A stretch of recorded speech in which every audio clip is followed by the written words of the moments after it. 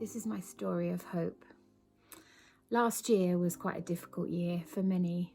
I had been working for the Red Cross the first part of the year, and we'd been phoning people who were shielding, and we heard a lot of sad stories. So it was quite a busy and it was quite an emotional time. At the end of the year, I changed my role slightly, and I was doing a similar job but for the NHS, and I moved it back into the office from working at home, and it was just good to be back amongst people again. One day in the middle of November, I came home after a busy day at work. I was feeling tired, but I was feeling happy, and we had a takeaway with the family and watched a movie, and then I went to bed quite early, about 9:30. Then out of the blue, I suddenly got a headache, and it felt like somebody had hit me over the head with a hammer, and I started being sick, and my husband phoned 111, who said that it was probably food poisoning. After a lot of questions, I didn't think that it was, and I kept on repeating how much pain I was in. I sat up all night, and although it eased a little bit, my headache continued for a couple of days, until I contacted my GP thinking, this isn't right. And I was sent to A&E with a suspected bleed on the brain. After quite a lot of diagnostic procedures that followed, all of which were quite unpleasant, I was sent to Southampton in the neuro unit, and the staff there then continued to try to find out the cause of my bleed and any risk of another.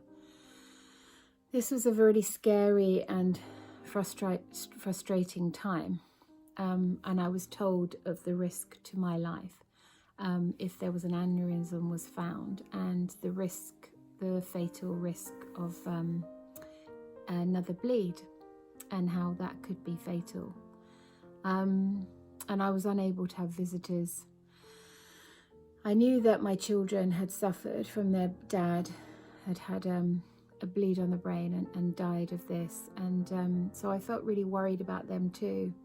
And all of these thoughts, I was on my own, and I was feeling quite scared. And at this time, I had a little area of my own, and I'd pull the curtains around, and I'd pray to God, and I'd listen to music. And I really felt the peace of God, which the Bible speaks about, that transcends all understanding.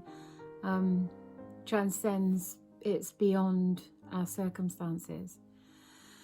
And in this place of being held in God's hand, I was not afraid, and I was at peace.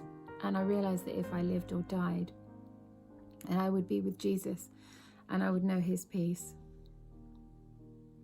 God knows us completely, and he's able to work through our circumstances when we would otherwise be alone. He's able to lift us above our circumstances and just give us his perspective, a greater perspective. I had people sending me verses from the Bible that matched songs that I had going round in my head, and my daughter recorded herself singing a song and sent it to me, and a picture that she'd had when she'd prayed, which was a similar picture that I had dreamt when I was dreaming. I saw these boats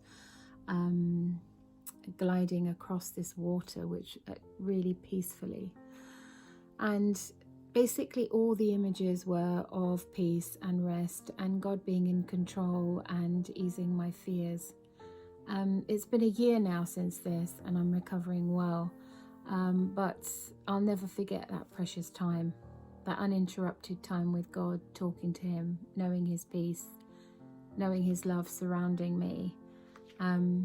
Even though it was the scariest time and the most alone time, it was amazing to have that intimacy with God and know his peace through that.